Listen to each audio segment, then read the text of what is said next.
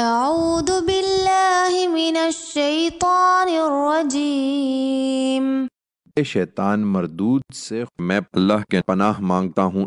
وَإِذَا قِيلَ لَهُم مَّاذَا أَنزَلَ رَبُّكُمْ قَالُوا أَسَاطِيرُ الْأَوَّلِينَ۔ جب ان سے پوچھا جاتا ہے کہ تمہارے پروردگار نے یہ کیا چیز اتاری ہے تو کہتے ہیں کہ اگلوں کی کہانیاں ہیں۔ لِيَحْمِلُوا أَوْزَارَهُمْ كَامِلَةً يَوْمَ الْقِيَامَةِ وَمِنْ أَوْزَارِ الَّذِينَ يُضِلُّونَهُم بِغَيْرِ عِلْمٍ أَلَا سَاءَ مَا يَزِرُونَ۔ یہ اس لیے کہ قیامت کے دن وہ اپنے بوجھ بھی پورے اٹھائیں اور ان لوگوں کے کچھ بوجھ بھی جنہیں وہ بغیر کسی علم کے گمراہ کر رہے ہیں۔ یاد رکھو نہایت برا ہے وہ بوجھ جو یہ لوگ اٹھائیں گے۔ قد مکر الذین من قبلهم فأتى الله بنيانهم من القواعد فخر عليهم السقف من فوقهم وأتاهم العذاب من حيث لا يشعرون۔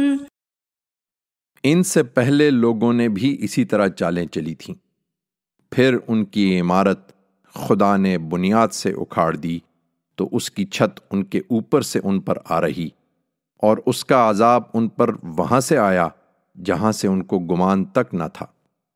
ثم يوم القيامة يخزيهم ويقول أين شركائي الذين كنتم تشاقون فيهم قال الذين أوتوا العلم إن الخزي اليوم والسوء على الكافرين۔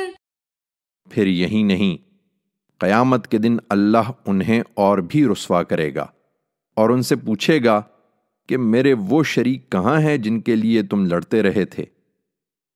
جن کو علم دیا گیا تھا وہ اس وقت پکار اٹھیں گے کہ آج ان منکروں پر رسوائی اور بدبختی ہے۔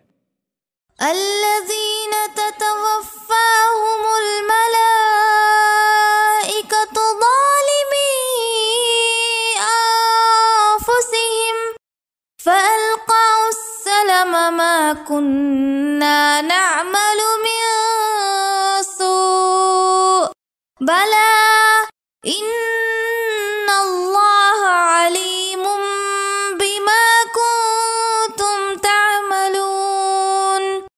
فرشتے اس حالت میں قبض کریں گے کہ وہ اپنی جانوں پر ظلم ڈھا رہے ہوں گے تو فوراً سپر ڈال دیں گے کہ ہم تو کوئی برا کام نہیں کر رہے تھے۔